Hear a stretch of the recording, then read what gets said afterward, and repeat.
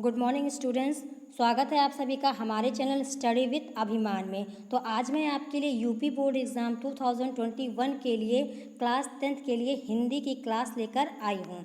तो अगर अभी तक आपने हमारे चैनल स्टडी विथ अभिमान को सब्सक्राइब नहीं किया है तो चैनल को सब्सक्राइब कर लीजिए और बेल आइकन पर क्लिक कर लीजिए। तो चलिए फ्रेंड्स, आज की क्लास को हम स्टार्ट करते हैं। तो आज मैं आपको पढ़ाने वाली हूँ हिंदी गद्य के विकास का संक्षिप्त परिचय। तो ये आज आपका टॉपिक है हिंदी का, और इसमें मैं आज आपको बताने वाली हूँ शुक्ल युग से संबंधित महत्वपूर्ण प्रश्न उत्तर। तो जो ये आपका टॉपिक है ये आपके एग्ज़ाम के पॉइंट ऑफ व्यू से मोस्ट इम्पॉर्टेंट टॉपिक है, तो आपको इस वीडियो को ध्यान से पढ़ना है। तो चलिए फ्रेंड्स, आपकी आज के इस वीडियो को हम स्टार्ट करते हैं। तो वीडियो को स्टार्ट करने से पहले मैं सबसे पहले आपको बता देती हूँ जो आपका हिंदी का फर्स्ट टॉपिक है काल विभाजन। जो आपका फर्स्ट टॉपिक है काल विभाजन, तो इसको आपको सर ने ऑलरेडी पहले ही पढ़ा दिया है, तो आप उस वीडियो को देख सकते हैं। तो आपको इस वीडियो की लिंक जो है वो आपको डिस्क्रिप्शन में दी गई है, आप वहां से जाकर इस वीडियो को देख सकते हैं। तो ये वीडियो भी आपके एग्ज़ाम के पॉइंट ऑफ व्यू से मोस्ट इम्पॉर्टेंट है, तो आप इस वीडियो को ज़रूर देख लीजिएगा, काल विभाजन। तो चलिए फ्रेंड्स, हम आज की वीडियो को स्टार्ट करते हैं। तो आज मैं आपको बताने वाली हूँ शुक्ल युग से संबंधित महत्वपूर्ण प्रश्न उत्तर।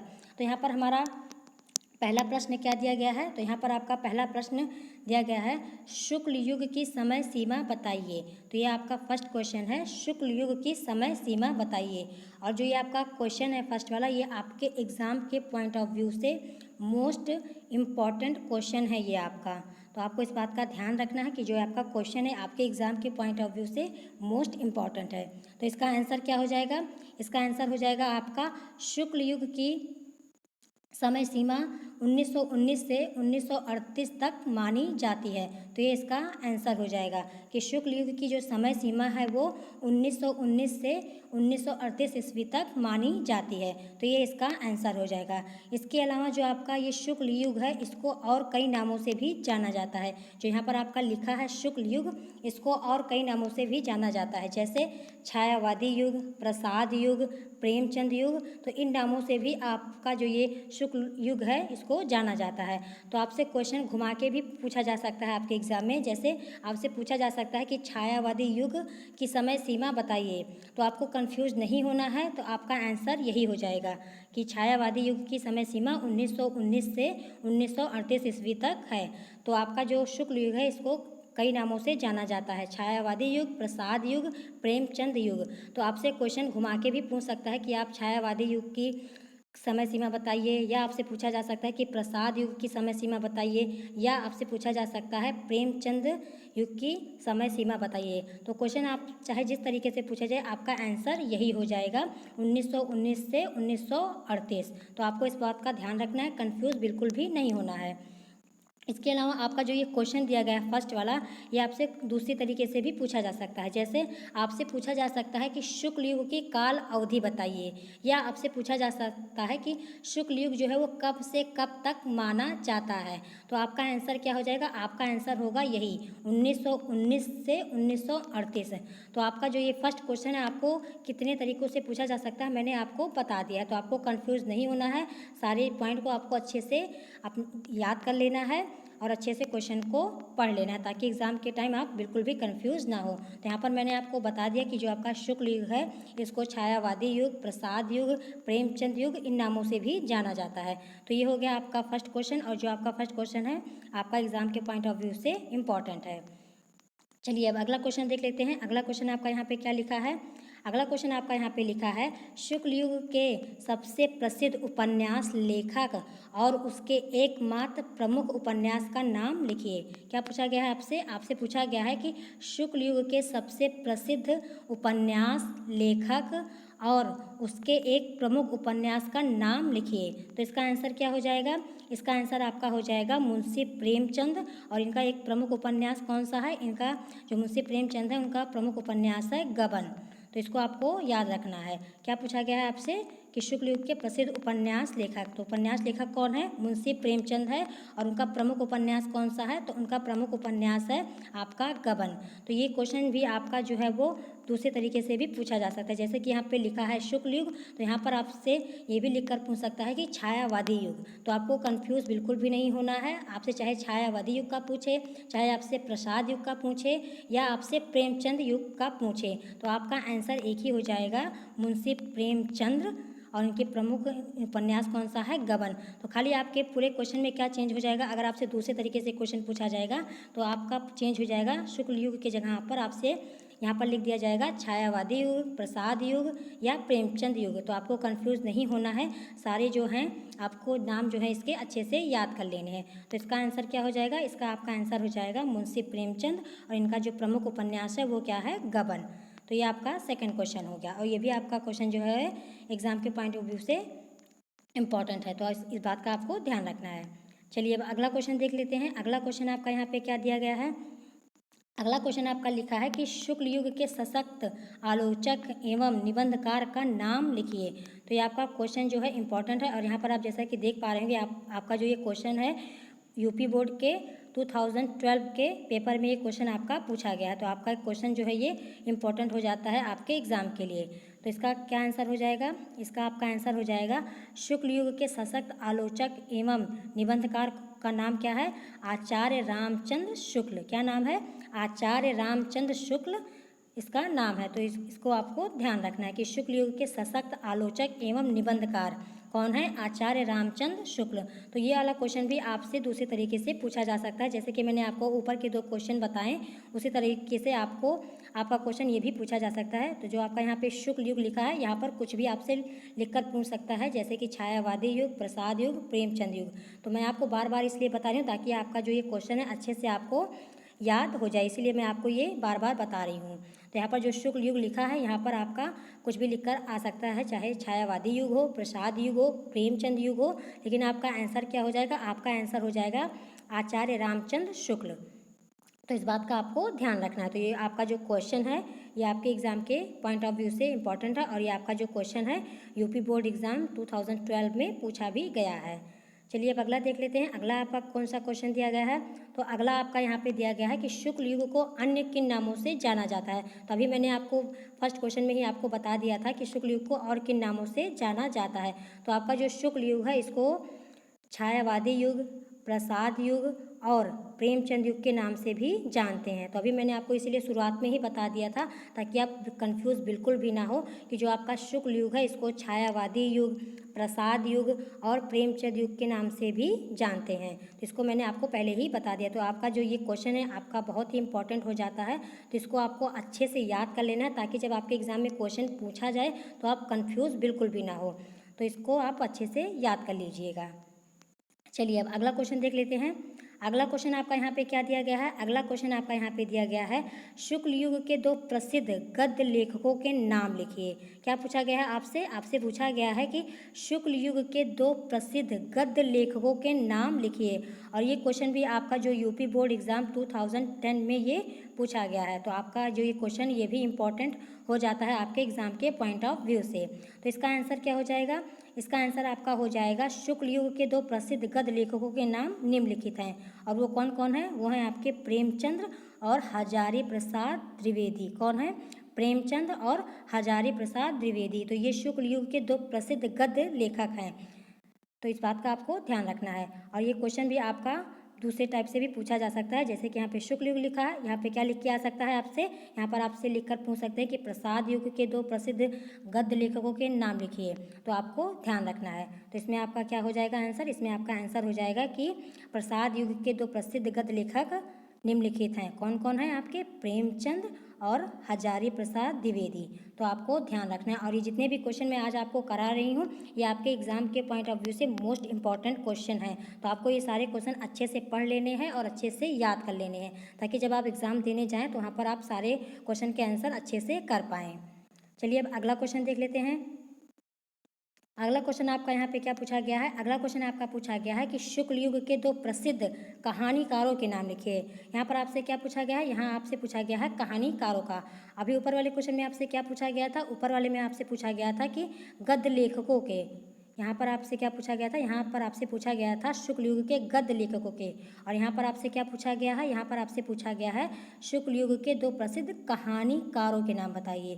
तो जो आपका शुक्ल युग है, इससे काफ़ी क्वेश्चन आपके एग्जाम में पूछे जाते हैं, तो आपको ध्यान रखना है। और ये जो आपका क्वेश्चन है शुक्ल युग के दो प्रसिद्ध कहानीकारों के नाम लिखिए, ये भी आपका क्वेश्चन जो है वो यूपी बोर्ड 2013 में ये क्वेश्चन आपका पूछा गया। तो एग्ज़ाम के पॉइंट ऑफ व्यू से ये क्वेश्चन आपके लिए इम्पॉर्टेंट हो जाता है। तो इसका आंसर क्या हो जाएगा? इसका आंसर आपका हो जाएगा शुक्ल युग के दो प्रसिद्ध कहानीकारों के नाम निम्नलिखित हैं। कौन कौन है वो? भगवती चरण वर्मा और दूसरे हैं जयशंकर प्रसाद। तो ये जो हैं शुक्ल युग के दो प्रसिद्ध कहानीकार हैं भगवती चरण वर्मा और जयशंकर प्रसाद। तो ये क्वेश्चन भी आपका एग्ज़ाम के पॉइंट ऑफ व्यू से इम्पॉर्टेंट हो जाता है। और ये वाला क्वेश्चन भी आपसे दूसरे टाइप से भी पूछा जा सकता है, जैसे कि यहाँ पे शुक्ल युग लिखा है, यहाँ पे आपका जैसे छायावादी युग, प्रसाद युग या प्रेमचंद युग भी लिखकर आ सकता है। तो आपसे दूसरी तरह से भी क्वेश्चन पूछा जा सकता है। अगर आपसे पूछ लिया जाए कि प्रेमचंद युग के दो प्रसिद्ध कहानीकारों के नाम लिखिए, तो आपको कन्फ्यूज़ बिल्कुल भी नहीं होना, आपका आंसर यही होगा भगवती चरण वर्मा, जयशंकर प्रसाद। ये नहीं कि आपका दूसरा आंसर हो जाए या आप कंफ्यूज हो जाएं कि ये हमसे क्या पूछ लिया गया है। तो आपको कंफ्यूज नहीं होना है, आपका आंसर यही हो जाएगा। चाहे आपसे पूछा जाए छायावादी युग के दो प्रसिद्ध कहानीकार, या आपसे पूछा जाए प्रसाद युग के दो प्रसिद्ध कहानीकार, या आपसे पूछा जाए प्रेमचंद के दो प्रसिद्ध कहानीकार, आंसर आपका यही होगा भगवती चरण वर्मा और जयशंकर प्रसाद। तो ध्यान रखना है आपको इस क्वेश्चन को। चलिए अब अगला देख लेते हैं। अगला आपका क्या क्वेश्चन दिया गया है? अगला आपका यहाँ पे दिया गया है कि जयशंकर प्रसाद के किसी एक नाटक का नाम लिखिए। क्या पूछा गया है आपसे? आपसे यहाँ पे पूछा गया है जयशंकर प्रसाद के किसी एक नाटक का नाम लिखिए। और ये जो आपका क्वेश्चन है, ये क्वेश्चन आपका यूपी बोर्ड एग्जाम 2012 और 2014 में पूछा जा चुका है पहले ही।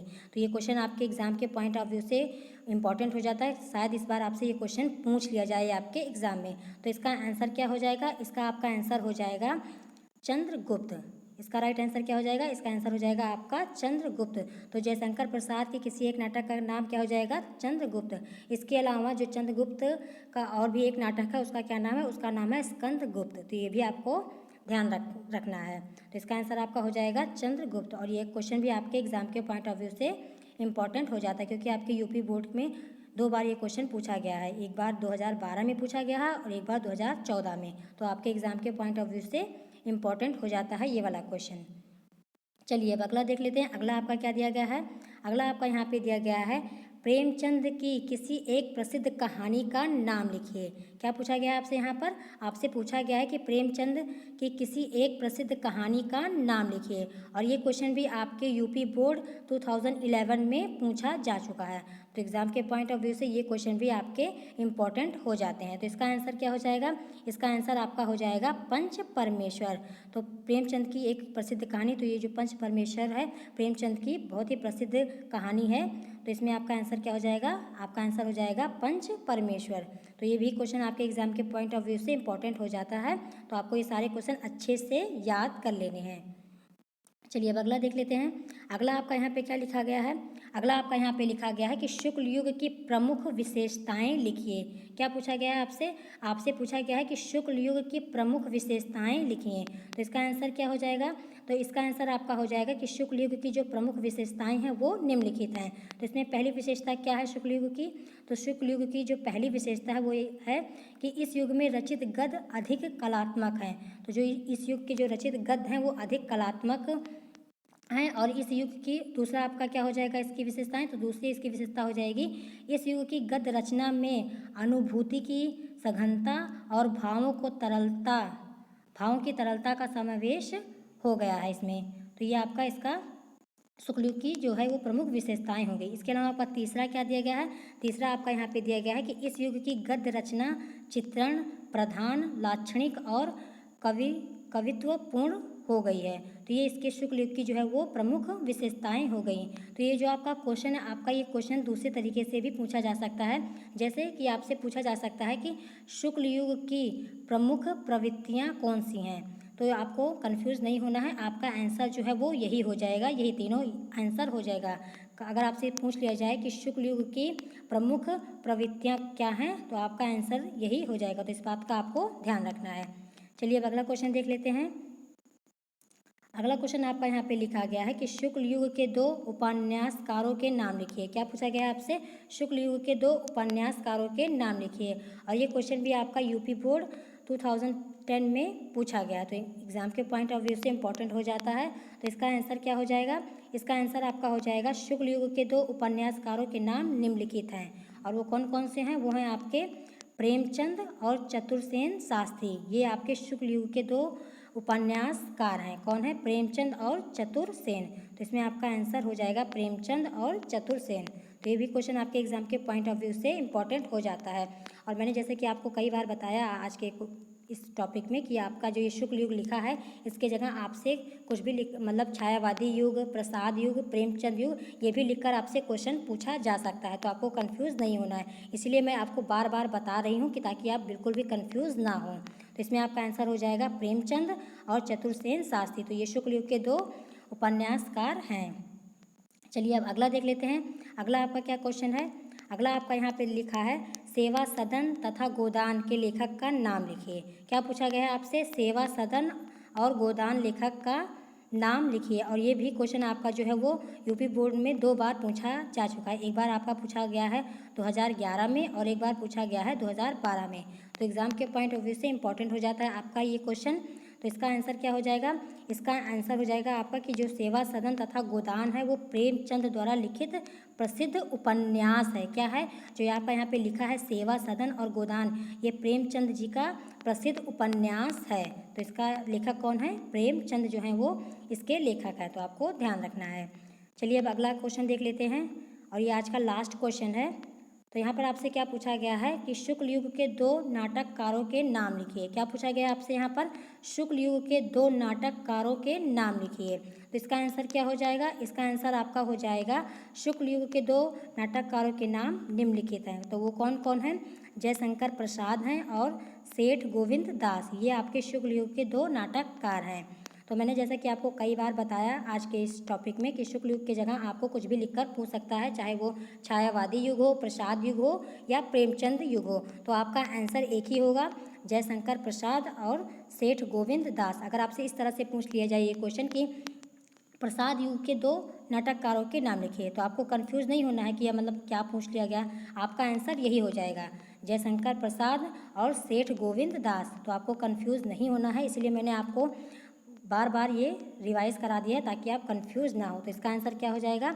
इसका आंसर आपका हो जाएगा जयशंकर प्रसाद और सेठ गोविंद दास। तो यहाँ पर आपके सारे क्वेश्चन मैंने यहाँ पर बता दिए। तो ये आज का जो आपका टॉपिक है कि हिंदी गद्य के विकास का संक्षिप्त परिचय और शुक्ल युग से संबंधित महत्वपूर्ण प्रश्न उत्तर, तो जितने भी इंपॉर्टेंट प्रश्न बन सकते थे मैंने आपको सारे करा दिए हैं।